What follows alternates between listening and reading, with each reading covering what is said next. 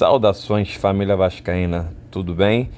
Deixar um corte aí da live do canal Vascaíno do Cerrado, Thiago Fontes, grande amigo, deixou fazer uns cortes da live aí. O advogado Gustavo Lopes, conhecedor de SAF, vai falar alguns pontos, fiz alguns cortes.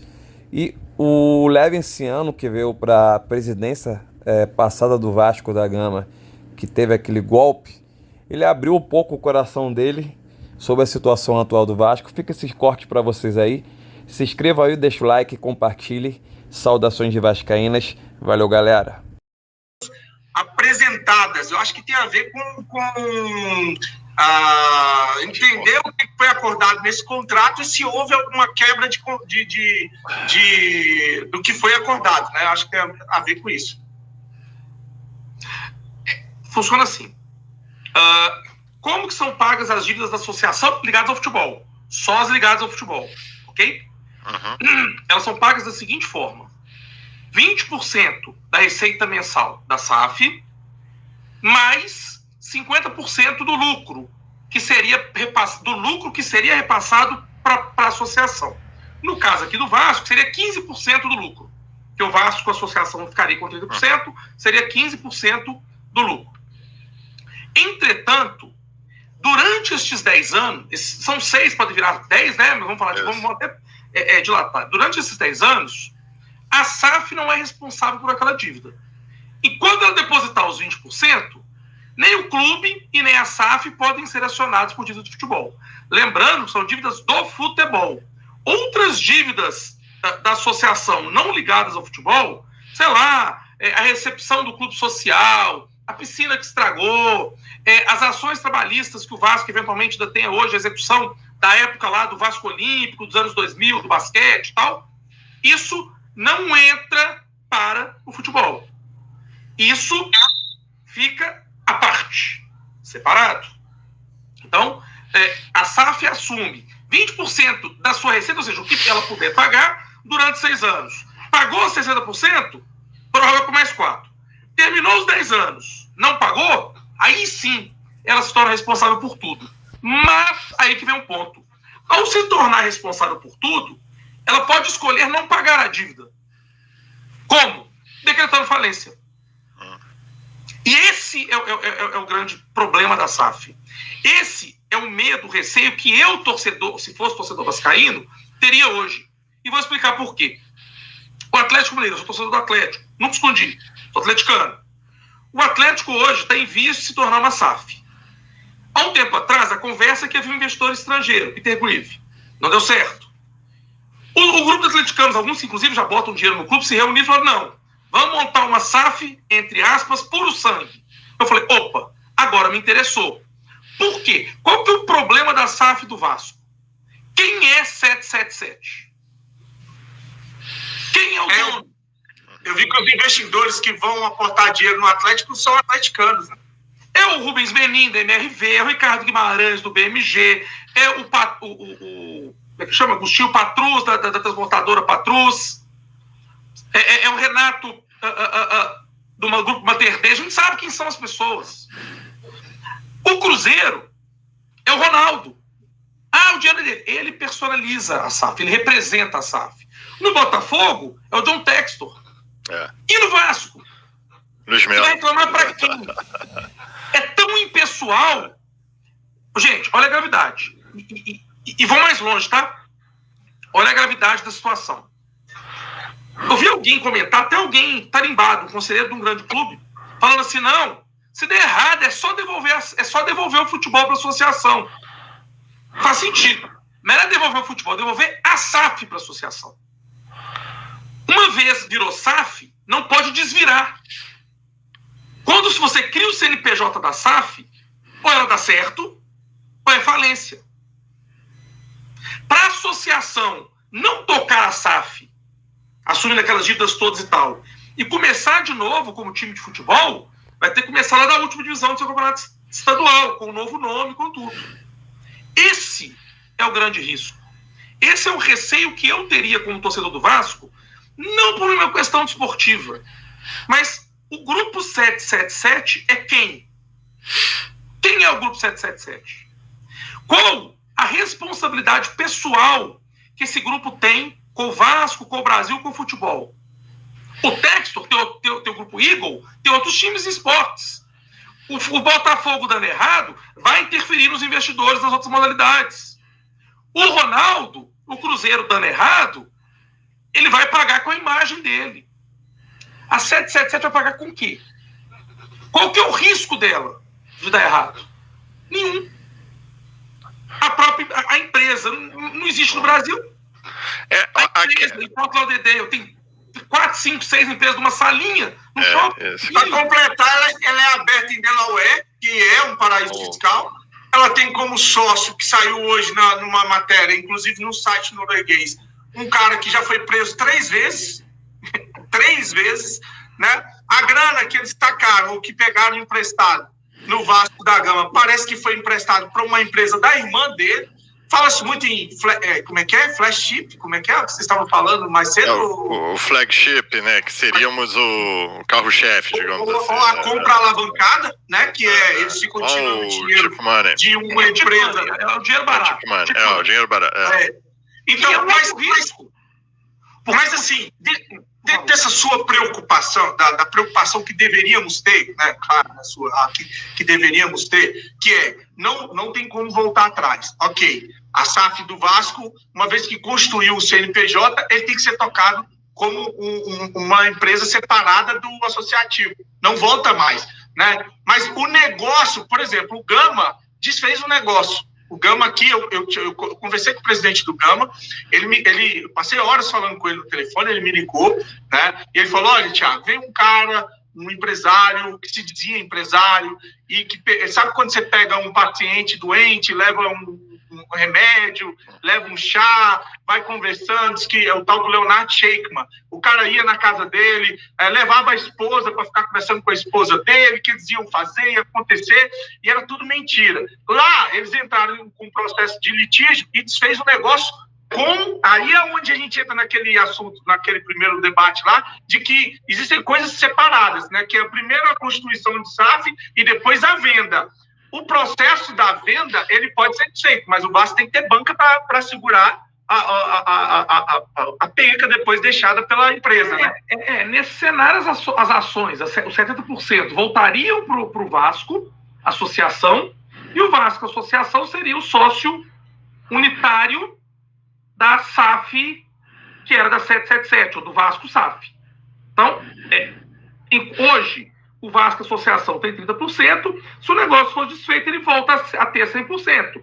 E o que ele vai fazer com esse 100%? O que ele quiser. Pode ir para a Bolsa de Valores, pode comercializar com os torcedores. Olha, gente, estamos buscando investidores para comprar aqui, por uma conta aqui de padaria, 10% do Vasco vale 70 milhões de reais. Uma conta de padaria. Se os torcedores quiserem, estou vendendo aqui 1% a 1 milhão, estou devagando. Aí pode fazer com o que quiser com esse 100%. Aí vem uma outra pergunta. Qual o fôlego que a associação ou Vasco teria para demandar em juízo, conseguir anular o negócio, pegar os 100% de volta, poder operar e mexer nas contas bancárias da SAF e botar o futebol para rodar? Porque uma coisa é o Gama, com todo respeito ao Gama, que me parece que hoje não é um clube nem seriado, não está nem na Série D. Disputa só o estadual. Então, você segura a onda com 300 mil reais, 200 reais da TV, você consegue uma liminar para pôr na conta da associação ali, você joga o candangão. Agora, como é que você faz o Vasco jogar futebol? Estrutura. Só fecharam o CT e não entrou mais um ou dois funcionários, acabou. Agora, no Vasco, não. Ele foi tomado por uma estrutura da empresa, né? Esse é o grande problema. Então, a grande preocupação da SAF Vasco hoje que eu teria como torcedor, e eu tenho até como estudioso e profissional e apaixonado pelo futebol, é se o futebol do Vasco não corre o risco de sair dessa história toda pior do que entrou. Torço para não, né? Tem muita grana para entrar. Eu não sei como é que está o regime concentrado de execuções do Vasco. Eu não sei se o Vasco vai para o caminho da recuperação judicial, porque o Cruzeiro adotou uma estratégia aqui muito inteligente. O Cruzeiro virou SAF num dia, no dia seguinte entrou com a RCE, suspendeu tudo, virou SAF, a SAF estava faturando zero, tinha zero para depositar. A SAF se organizou, a hora que ela se organizou um pouquinho, ele entra com a recuperação judicial, a hora que a recuperação judicial marca a Assembleia de Credores, ele desiste do RCE e fica com a recuperação judicial. Por quê? O RCE é limitado a 10 anos, 6 podendo virar 10. A recuperação judicial não tem limite. É o que foi pactuado com os credores. O Cruzeiro virou 18 anos. Com deságio para alguns credores. Alguns credores aceitaram abrir mão de parte do dinheiro para receber mais rápido, para receber. Que é injustificado. Empréstimo que pode até ter causado prejuízo para o Vasco da Gama, porque foi feito num câmbio X e hoje está X menos Y o câmbio. Ainda tem essas discussões internas. Mas será que a FIFA pode ver alguma irregularidade? Será que pode ter doping financeiro? Ou mesmo, será que essas negociações, você que está acostumado com o direito desportivo, que mexe muito com a FIFA, pode ocasionar algum problema para Vasco SAF? Alguma punição, digamos assim? Até para completar aí, eu tenho uma pergunta do Maganha, que é o Eduardo Maganha, que ele falou assim, pergunta para o doutor Gustavo, deixa eu ver aqui se eu consigo recuperar aqui, uma dúvida, né, que ele fala aqui, a legislação da SAF permite que a SAF faça empréstimo para outras empresas, como se a SAF fosse uma instituição financeira, ou isso é crime? Essa é a pergunta dele. Sobre a lei, né? Sobre a lei. Claro. Eu não vejo a possibilidade de punição pela FIFA, uma vez que, se o City não foi punido por doping financeiro, dificilmente algum clube será. Esse risco eu não vejo. O risco pequeno que pode surgir é em uma eventual comprovação de ter sido utilizado para lavagem de dinheiro. Aí sim corre-se o risco. Sobre poder emprestar dinheiro ou não é ilícito emprestar dinheiro. O que é ilícito, sem a regulamentação do Banco Central, é emprestar dinheiro, ter no empréstimo de dinheiro uma atividade recorrente com objetivo de lucro. Mas qualquer um de nós aqui pode emprestar um dinheiro para um amigo, emprestar um dinheiro para alguém, uma empresa pode emprestar um dinheiro para outra, isso não tem problema nenhum. É estranho. Do ponto de vista de compliance, não é recomendável que uma empresa empreste dinheiro para uma outra do grupo. Por uma razão muito simples. Você macula os caixas. Você pode usar o mesmo... Sabe aquela história, aquela piada que eles contam? Que o cara chegou no hotel, aí deu o dinheiro adiantado, o cheque, aí o cheque fulano pagou ciclano, que pagou Pedro, pagou o cheque voltou para a mesma pessoa? Pode acontecer mais ou menos isso. O dinheiro girar nas empresas da holding para voltar para a primeira de novo, quando esse valor for pago. E isso leva a gente a acreditar que pode estar ocorrendo uma alavancagem com base no tip money, que é o dinheiro barato. O dinheiro barato pode estar vindo de onde? De outras empresas do grupo. Explica melhor essa instituição do tip money. É o termo utilizado para dinheiro barato. O que é o dinheiro barato? É aquele dinheiro que vem com juros baixos. Se a gestão desse dinheiro for boa, o dinheiro for bem investido, e você devolvê-lo com rapidez, ok? Pode funcionar bem. Agora, se esse dinheiro for utilizado para alavancagem de um negócio que não é seguro, se esse dinheiro for recebido em moeda estrangeira, que pode se valorizar, ainda que os juros sejam baixos, e se esse negócio, que é um negócio de risco, não der certo, o dinheiro que você pegou muito fácil para alavancar o negócio, ele vai sair muito caro. Vamos pensar na seguinte situação. A 777 botou 70 milhões no Vasco. Esses 70 milhões pode ter vindo de uma outra empresa do grupo. Com juros baixos ou sem juros. Entrou 70 milhões. Esses 70 milhões não saiu de lá 70 milhões de reais. Saiu de lá em dólares. Vamos pôr lá 20 milhões de dólares. Quando o Vasco for devolver, ele vai ter que devolver em dólares. A gente tem segurança da cotação do dólar? Não tem. Segundo ponto, esses 70 milhões entrou no Vasco. É certeza que o Vasco vai conseguir, num curto, médio prazo, gerar o dinheiro para devolver, a SAF, né? Para devolver? Não é. O tip money, ele é típico para as pessoas que alavancam, investem, empreendem com o dinheiro dos outros. e que uma hora você vai ter que devolver. Uma boa noite. Boa noite, Léo. Boa noite, Thiago. Boa noite, família vascaína. Sofrida família vascaína. Enganada família vascaína. Lesada família vascaína foi por pessoas que só pensam em si. Não pensam em você, vascaíno, e no Vasco. O que fizeram com vocês foi uma puta de uma sacanagem. Será que agora vocês sabem quem fala a verdade para vocês e quem não fala? Ou ainda tem alguma dúvida do que tem sido feito do nosso amado clube Família Vascaína? Só lamento tudo que tem acontecido no Vasco. Com muita tristeza vejo isso tudo. Com muita dor no coração. Com muito sofrimento. A vergonha, o vexame que estão tendo coragem de fazer com o maior clube do mundo. Porém, nós nunca deixaremos de ser o maior clube do mundo. Pela nossa alma, pela dignidade do que a gente acredita, pela dignidade que os nossos ancestrais vascaínos defenderam. Nós continuamos tendo a alma de vencedor e de campeão. E só falta uma coisa, vergonha na cara de se fazer o que tem que ser feito. Espero que cada vascaíno entenda que o Vasco é realmente o time do amor e o time da virada. E é com amor que nós vamos fazer a virada. Uma boa noite, Thiago. Boa noite, Maca. Boa noite a cada vascaíno em cada canto do mundo. Que jamais deixem de entender o tamanho do Vasco. O Vasco é um gigante comandado por anões.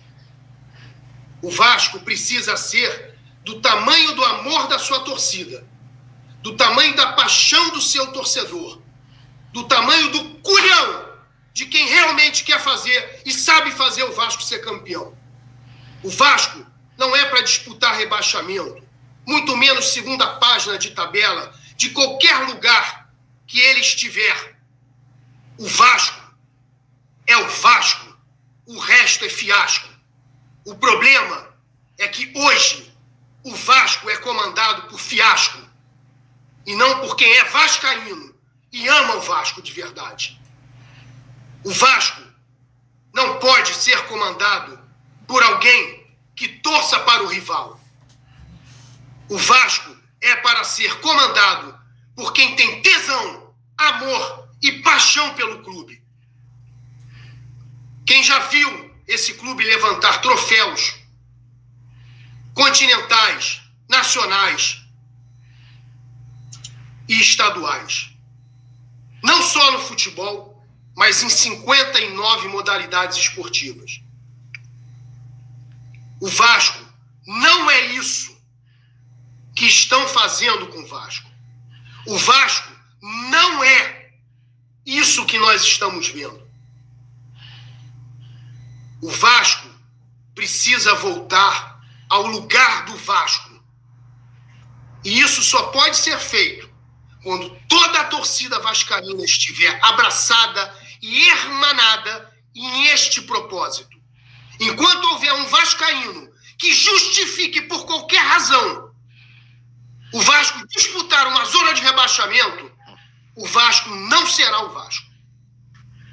O Vasco só voltará a ser o Vasco quando cada vascaíno entender a grandeza do que é o Vasco da Gama. A grandeza do que são as nossas raízes, a nossa história, os nossos valores, a nossa força e a paixão do nosso torcedor, que é a torcida mais foda do planeta. Não existe torcida mais foda do que a torcida do Vasco. Porém, infelizmente, muitos vascaínos se permitiram se enganar. Se permitiram acreditar, tal qual puta, que por um punhado de milhões se podia fazer alguma coisa diferente, sem propósito, sem gestão, sem planejamento, sem estratégia. sem inteligência, sem sabedoria, sem vascaínos no poder, sem integridade, sem honestidade. Como se fosse possível realmente, se ser campeão de qualquer coisa, não tivesse que ter valores como honestidade, integridade, propósito, paixão, tesão e verdade, principalmente verdade. Se há o que se esconder, já se começa a desconfiar. Porque quem não faz nada errado, nada tem a esconder, nada tem a temer. Infelizmente, somos um clube obscuro. Somos um clube que hoje parece uma caverna dos dragões. E ainda temos uma política que as pessoas se colocam à frente do maior clube do mundo, com a torcida mais foda do mundo. Eu ando, nesses últimos meses, nesses últimos anos, extremamente triste. Triste por cada um de vocês, vascaínos. Triste pelo que fizeram vocês acreditarem. Triste por ver o sofrimento de cada um. Por ver que, infelizmente, vocês, muitos de vocês, se deixaram levar por um discurso que não tinha respaldo na verdade, na transparência, na integridade e no amor pelo Vasco. Infelizmente, esse caminho está sendo tortuoso, mas eu acredito bastante que o Vasco possa voltar a ser o Vasco dos sonhos de cada vascaíno. O Vasco que cada vascaíno merece. O vascaíno não merece o que está sendo feito com ele. Não merece.